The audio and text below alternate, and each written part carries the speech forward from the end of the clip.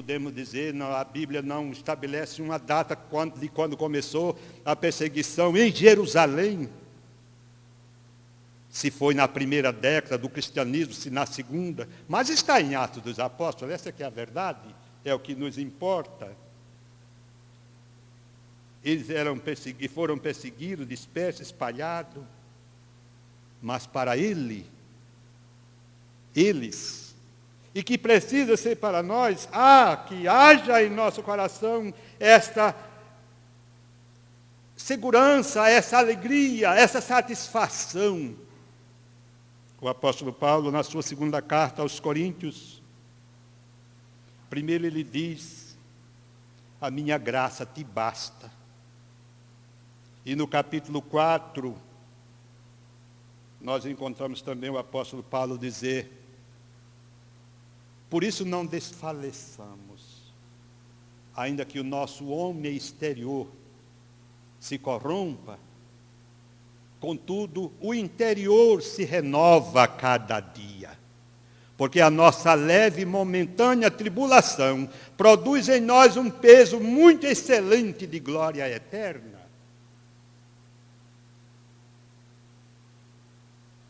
E Deus se agrada disso. É isso que Deus vê quando diz: eu sei a tua tribulação, tuas obras, tribulação, é a alegria de pertencer a Jesus Cristo mesmo, sob uma intensa perseguição, um grande sofrimento, coisa que não existe mais agora, né? Estamos tão bem à vontade, o que é um perigo até, para que não caiamos, né, naquela advertência de Deus da igreja de Laodiceia. Mas o que temos a ver com isso? Somos servos de Jesus Cristo. Agora, serve de testemunho para cada um de nós. Nosso tempo de marasmo espiritual, de mistificação do Evangelho. Como o Evangelho está sendo misturado com coisa material. Ainda que muitos queiram, né, introduzir todos aqueles objetos que Deus mandou que fosse preparado, e aqueles objetos foram objetos sagrados, é o que dizemos, né? Objetos santificados por Deus no templo. Todos eles, conforme está lá nos livros históricos, principalmente 1 e 2 Reis, 1 e 2 Crônicas. Querem trazer, estão trazendo, né, para fazer parte da fé, para fazer parte da obediência, para que a virtude, se é que há virtude no coração de alguém que coloca alguma coisa material, um objeto qualquer que seja o objeto, um objeto qualquer.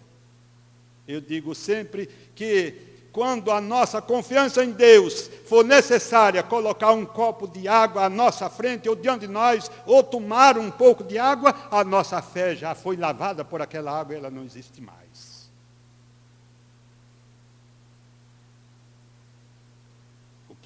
O que é contemplado e agradável a Deus de nossa parte é a fé obediente, a fé que espera. Nesse tempo de marasmo espiritual, de mistificação do Evangelho e de materialização da fé, nós precisamos estar atentos. Precisamos estar atentos ao que Deus nos fala por meio da sua palavra. Vejamos o que Jesus falou para com os 12, bem, né? Jesus começou seu ministério, logo ele chamou os 12 e comissionou os 12. Lá em Mateus capítulo 10 está narrado este texto. E Jesus recomendou aos seus discípulos, né, aos comissionados, aos 12, da sua missão de pregar, da sua missão de levar o reino de Deus. Mas ele conclui naquele texto, está dizendo, Jesus dizendo, e sereis odiados por toda a gente, por causa do meu nome. Mas o que perseverar até o fim, será salvo. Sereis odiados. Deus permitiu a perseguição para que o seu povo desse prova da sua fé obediente a Jesus Cristo. Qual é a prova que você tem, queridos irmãos do século XXI, Igreja Batista Betel, no apogeu do nosso tempo, da nossa liberdade, da nossa democracia, do nosso tudo, quanto direito nós temos? Qual é o grau da sua fé, da sua obediência ao Senhor? Examine-se você mesmo. O Senhor Jesus, na continuação dos seus ensinos, no capítulo 16 do Evangelho de João, nós temos ali 3 capítulos, 14, 15 e 16, que são as últimas palavras de Jesus, exortando e ensinando os seus discípulos. E no capítulo 16, eu vou até virar essa página para a leitura dele. Oba, encontrei. Eu aprendi a dizer oba. Olha as palavras de Jesus. Tenho-vos dito estas coisas para que vos não escandalizeis, expulsar-vos-ão das sinagogas. Vem mesmo a hora em que qualquer que vos matar, cuidará fazer um serviço a Deus. E isto vos farão, porque não conheceram nem ao Pai e nem a mim. Que negócio é esse? Eu quero servir a Jesus, mas eu tenho diante de mim um quadro, ou uma situação, ou a iminência de um perigo de vida.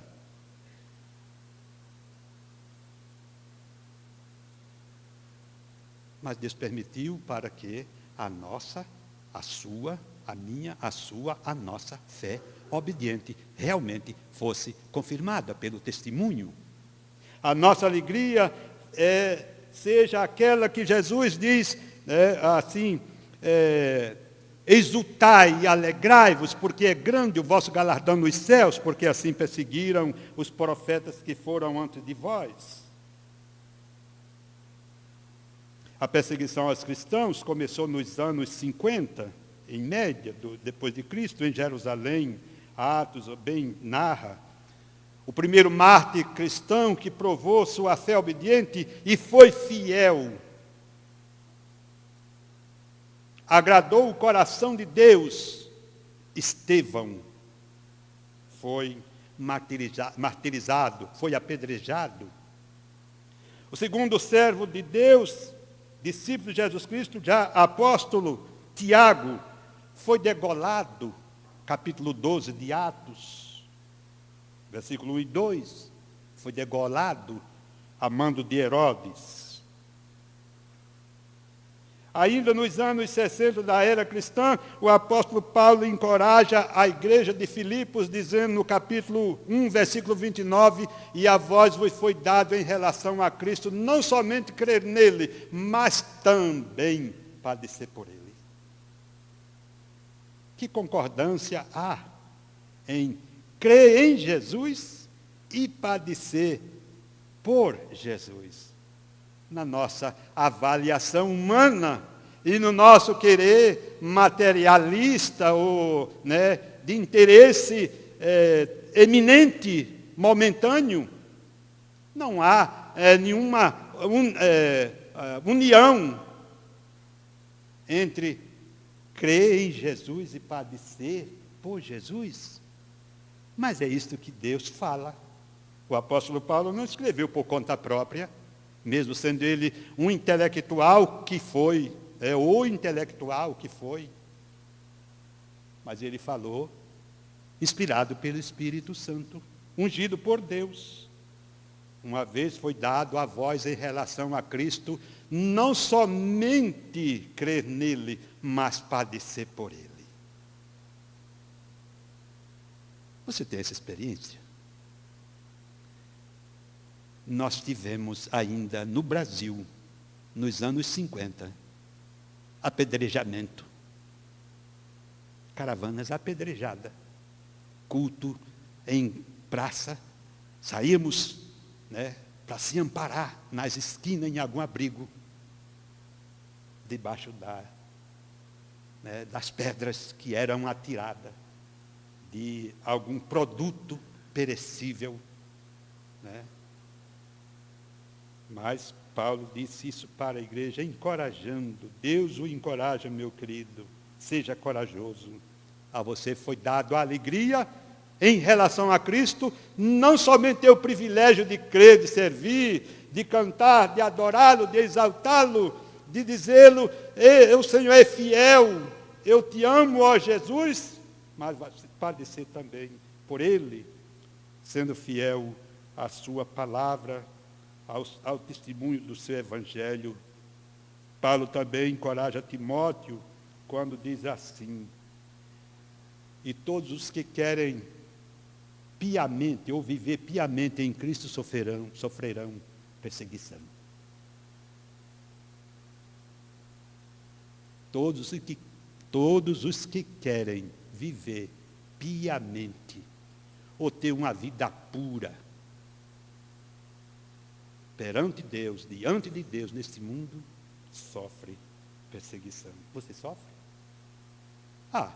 Sim, com certeza.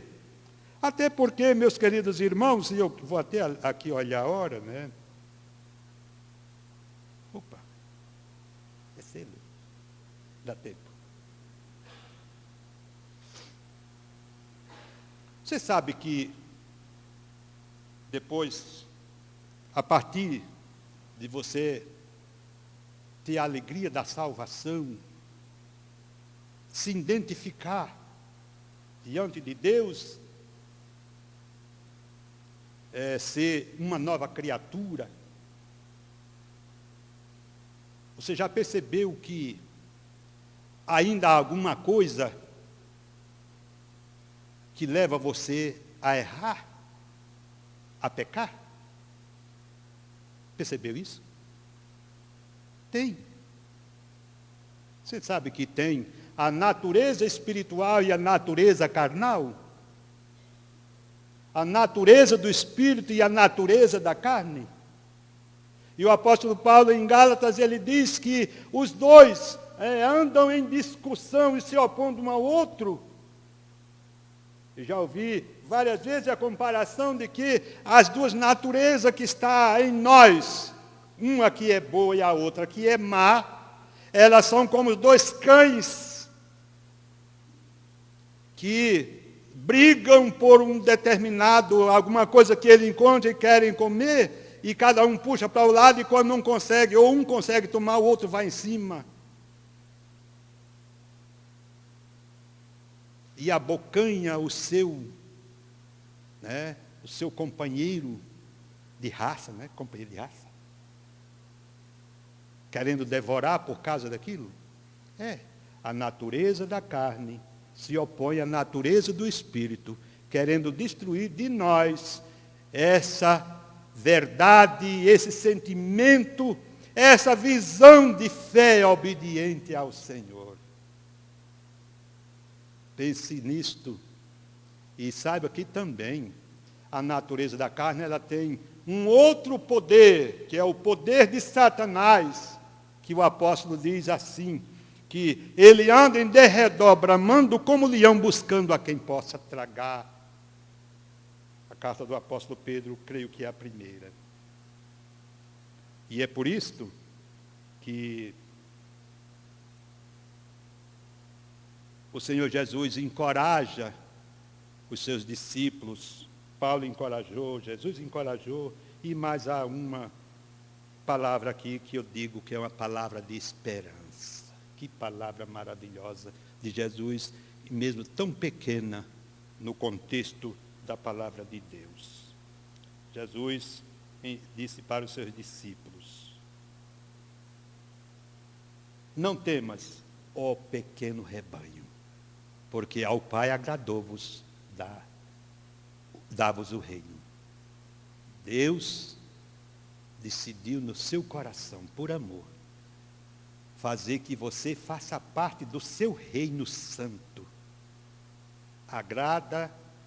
É o que satisfaz ao coração de Deus, ver cada um de nós sendo herdeiros do seu reino santo de amor. Para isto, e com isto, nós temos todo esse histórico. Os que querem viver piamente em Cristo sofrerão perseguições. No livro História do Cristianismo, que são dois autores que escreveram este livro, eu não sei dizer bem porque eles são ingleses, Canet e Henry. Não pense que eu sei falar inglês, não, eu não sei nem bem o português. Mas esses dois autores, Kenneth e Embley, definem a perseguição em série que chegaram ao número de 9 perseguições gerais, promovida pelo Império Romano. São denominadas de perseguições gerais porque eram oficiais, né? Era sobre a ordem do Império a perseguição à igreja. O cristianismo havia crescido muito, as igrejas crescido muito nesse período, já as cartas às igrejas como Gálatas, como Corinto, como Filipos e tantas como as que estão no Novo Testamento, já eram igrejas grandes, e muitas outras comunidades cristãs pela Ásia Menor afora e Europa, que já tinha avançado até Roma. As perseguições foram por período, e que diz esses autores chegaram ao número de 9. E lá pelo império do Marco Aurélio, depois de um pouco tempo de calma, em que foi moderado aquela intensidade de perseguição aos crentes, este imperador Marco Aurélio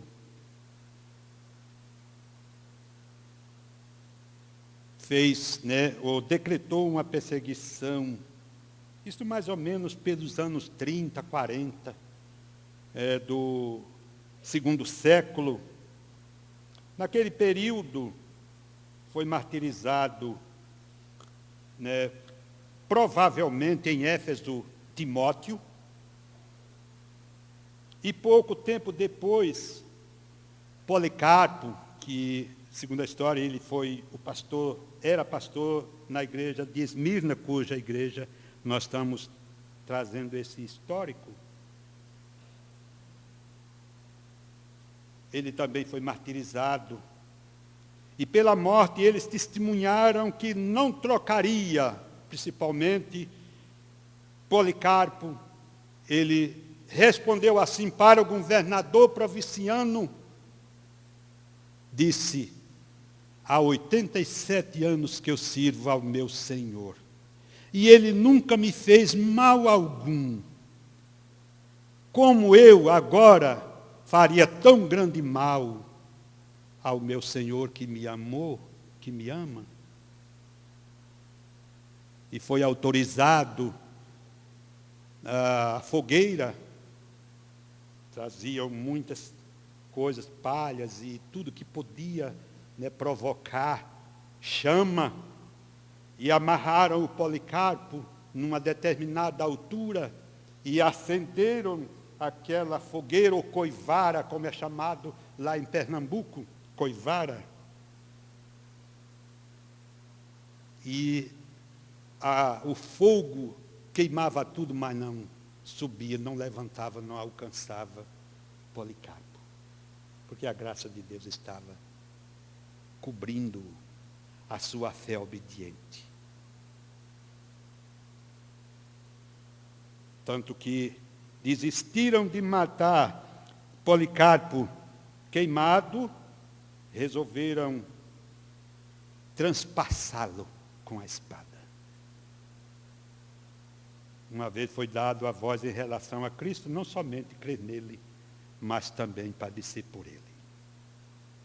Diz que no tempo de Marco Aurélio, diz os historiadores, que as perseguições foram tamanhas como uma nuvem, ou como nuvem torrencial que escurece todo o céu e cobre uma imensidão.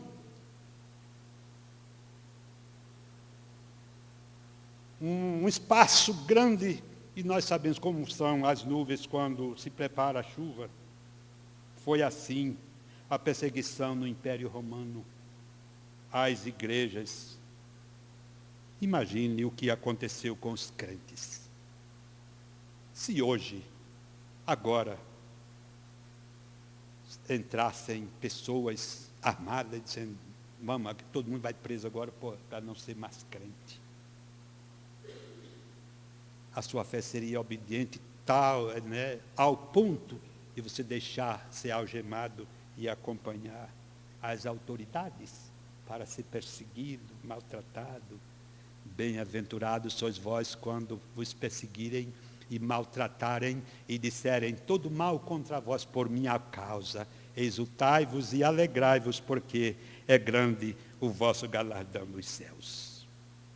E concluindo, queridos irmãos, Deus que faz promessas e nós contamos e conhecemos essas promessas, tanto do Velho Testamento como do Novo, as promessas de Deus para o seu povo, começando por Abraão, quando ele falou a Abraão, capítulo 12 de Gênesis, e tu serás uma bênção, em ti serão benditas todas as famílias, far-te-ei uma grande nação, e todas essas promessas Deus cumpriu.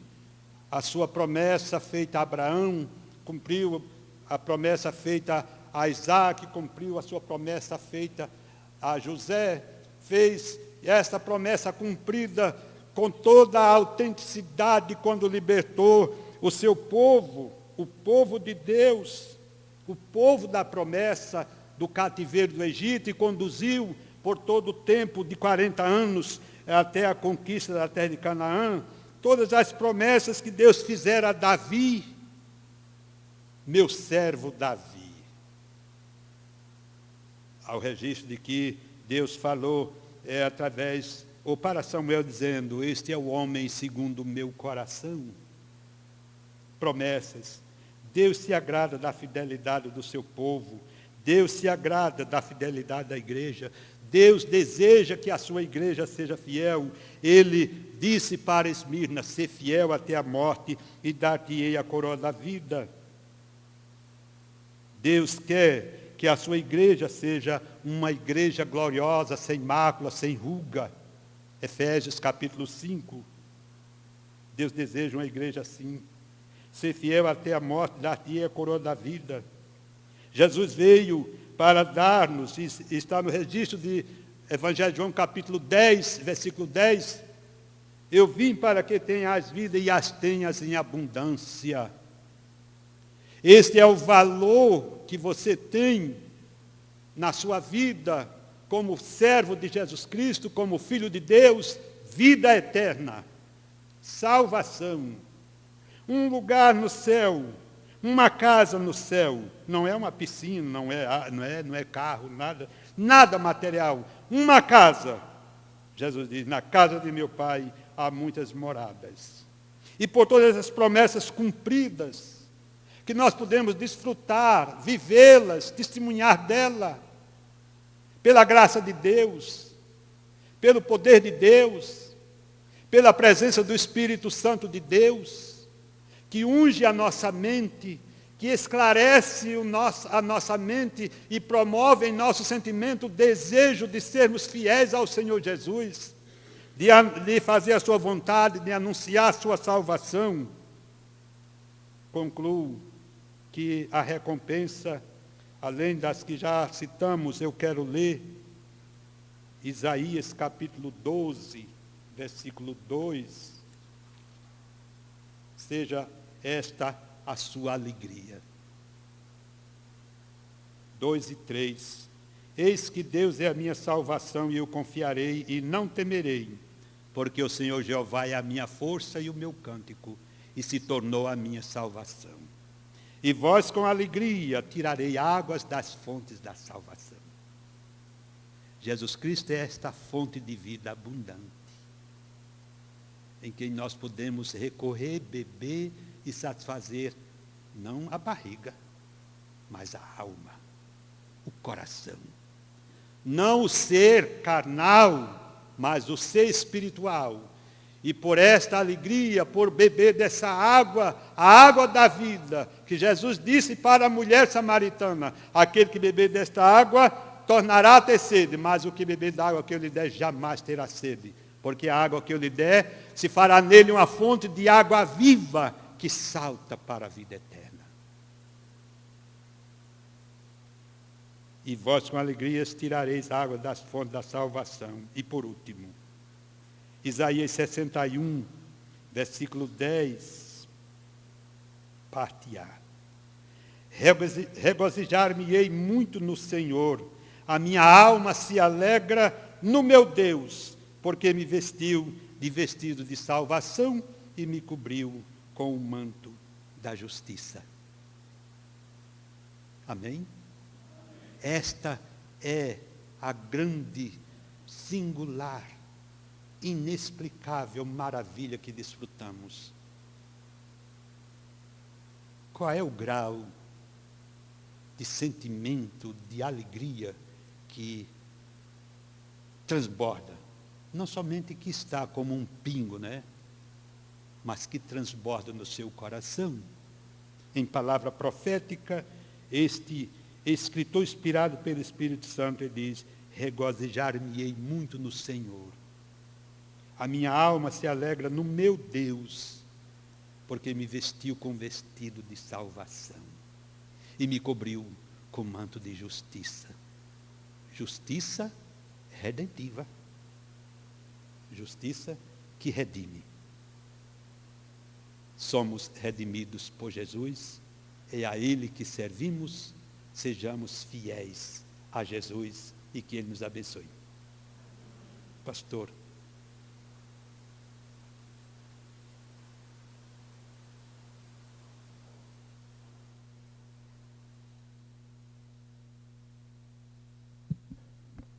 Muito bem, queridos. Há pouquinho mais de uma semana, pastor Gerson fez aniversário e nós queremos, em nome da igreja, dar uma lembrança para ele e agradecer pelo seu ministério. Vou pedir a Damaris que traga aqui. Vamos ficar em pé, queridos. Vou convidar o irmão Paulo que venha orar pelo pastor Gerson. Vem cá também, irmã Maria Rita. E nós vamos orar por esse casal muito querido, muito amado. Um dos sobrenomes do pastor Gerson é Belo, Gerson Belo. Então espero que o senhor fique mais belo ainda do que o senhor já é. Tá bom, pastor?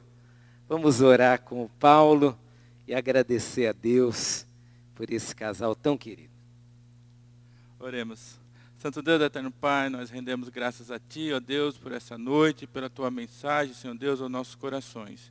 E também queremos, Pai, pedir as Tuas bênçãos sobre a vida do pastor Gerson, sobre a sua esposa, irmã Rita, Senhor Deus. Muito obrigado, Pai, pelo Teu anjo aqui nesta igreja, neste tempo. Ó Pai, em nome de Jesus, que o Senhor derrame Tuas bênçãos sobre a vida dele, renovando as Suas forças a cada dia, Deus. E que ele continue sendo um instrumento nas Tuas mãos, Senhor Deus, levando a Tua mensagem, ó Pai, aos lares, aos corações de todas as pessoas com quem ele tem visitado. Obrigado pela Tua igreja aqui reunida, Senhor Deus. Eu peço uma bênção especial, ó Pai, sobre cada uma das famílias aqui representadas, em especial pela família do pastor Gerson. Em nome de Jesus, amém.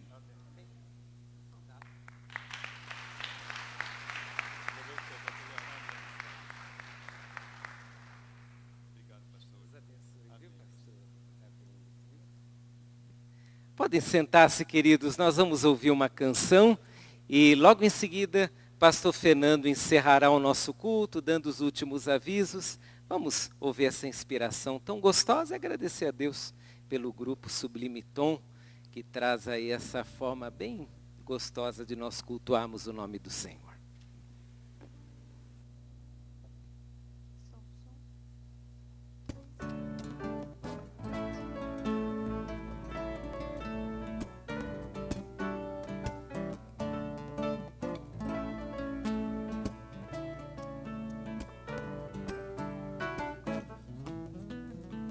A vida é bela e sempre é nela que confiemos em Deus. As lutas vêm, tempestades vêm, mas meu Jesus também vem. Nova fase, nova frase, vamos aqui criar. Pra viver bem, ser feliz com alguém que te traz paz. Pra ser feliz não importa muito. Pequenas coisas completam seu mundo. Rejeite o mal, apague da memória.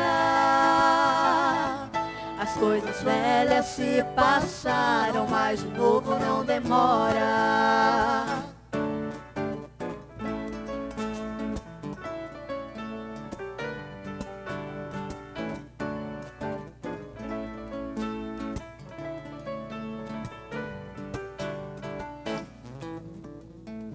Andar com Cristo é o que eu preciso, nada quero mais.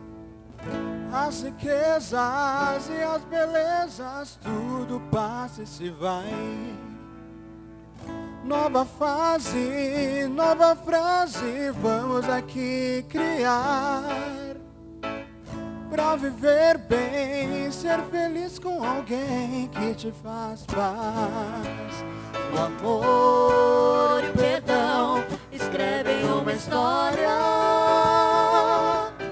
de quem anda com Cristo e contempla sua glória. O dia passa, está se abreviando.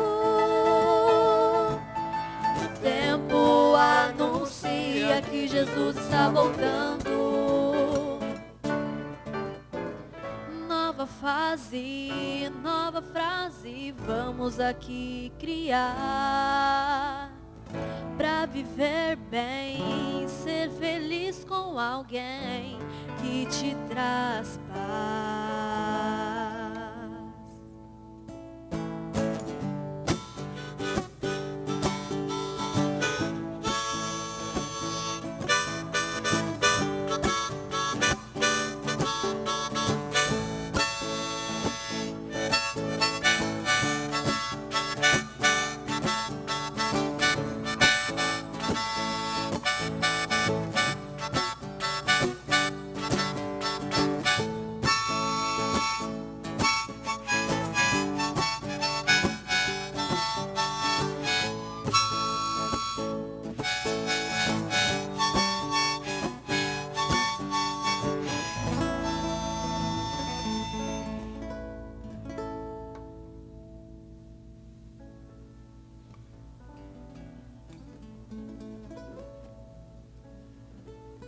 Mais uma vez agradecer aos irmãos do Sublime Tom por nos edificar nessa noite. Queremos também te agradecer por ter estado aqui conosco e por falar em agradecimento também gostaríamos de agradecer aos irmãos queridos que durante esta semana que passou serviram aqui a nossa igreja como voluntários no Congresso Internorte. Desde segunda-feira passada até ontem à noite, vários irmãos, atuando em várias áreas da nossa igreja, serviram ao Senhor com alegria e singeleza de coração. Por isso é motivo de glórias ao nosso Deus pela vida desses nossos queridos irmãos que serviram ao Senhor. Por isso também quero convidar você a se envolver com áreas da nossa igreja, doando do teu tempo e fazendo o que esses irmãos fizeram com muito carinho durante esta semana. Esta semana que se inicia, nós teremos um outro congresso.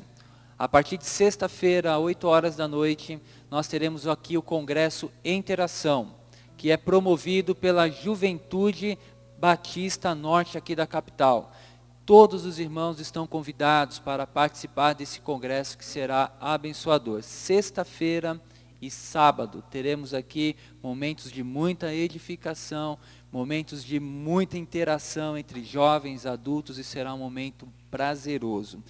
Ontem à noite, olha só que interessante, nós tivemos aqui o Congresso Internorte. Após o Congresso Internorte, o pastor Guilherme, ele foi cumprimentar a regente do coro, a irmã Heloísa, foi cumprimentar o pastor Marcos. Deu um abraço nele e desejando a ele uma ótima semana. E o que aconteceu? No caminho de casa, aprove ao Senhor levar o pastor Marcos para a glória. Ele teve um AVC, não resistiu, está na glória. Então quero convidar você a lembrar de orar pela família do pastor Marcos, pela irmã Heloísa, seus filhos e demais familiares, para que o Senhor possa trazer o consolo ao coração dessa família. A vida é imprevisível, né, gente? Então, é importante estar confiante, como nós aprendemos hoje através do pastor Gerson. No próximo domingo, nós teremos o Domingo da Família. E no Domingo da Família, nós iremos ter um momento especial para falar de um tema muito bacana, que é a figura feminina. No início do mês de julho, nós falamos da figura masculina, e agora nós iremos falar da figura feminina, o que a palavra de Deus fala a respeito de você, mulher. E olha, tem muita coisa boa para aprendermos a respeito de você, mulher. Então, domingo que vem, todos os irmãos estão convidados para estarem aqui conosco de manhã e à noite às 18 horas. Lembrando que de manhã nós teremos um almoço a um preço bem acessível para todos, e também, ao invés de termos uma classe única, como tivemos em outros meses, nós teremos a classe bíblica normal. Então você que está matriculado em uma sala bíblica, você vai para a tua sala, e após participar da escola bíblica, você virá para o culto, onde nós estaremos aprendendo a respeito da figura da mulher, aquilo que a palavra de Deus diz a respeito desse tema tão importante em nossos dias. Desejo que você tenha uma semana abençoada por Deus, e que em meio à sua caminhada você possa sempre se lembrar de que Cristo está ao teu lado. Não importa qual seja o desafio, não importa os obstáculos que possam se levantar contra você. Desejo que seja uma semana muito especial para você e para toda a sua família. E quero convidar você, antes de ir embora, dar um abraço em quem está pertinho de você e desejar a esta pessoa uma ótima semana em Cristo Jesus. Tenham todos a graça de Cristo sobre a vida.